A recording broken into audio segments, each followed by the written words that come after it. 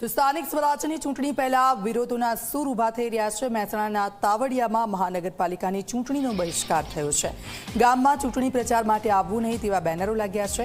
મહાનગરપાલિકાના DP plan સામે ગામના ખેડૂતોમાં રોષનો માહોલ છે। ગામને એગ્રીકલ્ચર ઝોનમાં સમાવેશ કરવાની માંગ સાથે વિરોધ થઈ રહ્યો છે।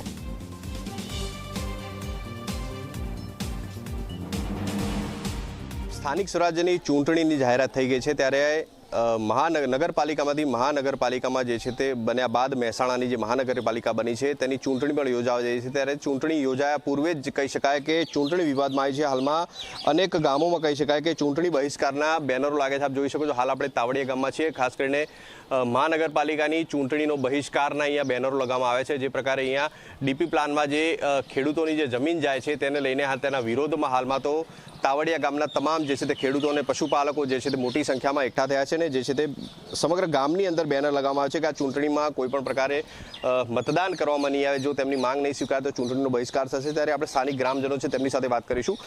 વડીલ, શું કહેશો, શા કારણે ચૂંટણીનો બહિષ્કાર કરવો પડી રહ્યો છે? આ ટીપી રોડ ને બાયપાસ બધા નીકળ્યા છે, એના હિસાબે અમારી જમીન કપાય છે એટલે અમે પૂરો બહિષ્કાર કરીશું। એક હમ થઈને અને આ નેજોમાં બોર બનાવો, રસ્તા બનાવો, કોઈ પગ નહીં જાય જાણ અમે ચૂંટણી માટેનો કોઈ પણ છે, ગમે તે પક્ષ।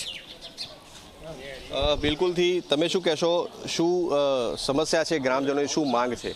માંગ એ જ છે કે પહેલાં મહાનગરપાલિકામાં અમે ઠરાવ અમારા પંચાયતે જોડાવાનો નહોતો આપ્યો, તો ફરીવાર કોઈ આગેવાનોએ સમજાયા અને કીધું કે ભાઈ તમને કોઈ નુકસાન નહીં જાય, તમારી જમીનો નહીં જાય, આવી આશ્વાસન આપી અને અમારી ગામ સભા કરીને ઠરાવ લઈ ગયા અને પછી અમને છેતરી અને પછી નકશાની અંદર નજીક રોડ બિલકુલ દેલાની નજીકમાં એક રોડ નીકળે શામળાજી, પછી અહીંયા 80 મીટરનો રોડ, એની અંદર બોર આવે છે, તબેલા આવે છે, અમારો ઘાસચારો ભરવાનો સ્ટ્રક્ચરો છે, ખેતરમાં રહેતા હોય એના મકાનો છે। તો આ બધું અમે જાણ્યું છે કે ભાઈ મહાનગરપાલિકા 1 રૂપિયો પણ વળતર આપવાની નથી। તો આ ખેડૂતોની 25 લાખના બોર, અમારા 1400 ફૂટના બોર છે। તો આ બધા બોરોનું વળતર કોણ આપશે ખેડૂતને? અને આ ખેડૂત પાયમલ થઈ જશે તો એનો જવાબદાર કોણ? અને અમને છેતરીને ઠરાવ કરાવી દીધો છે।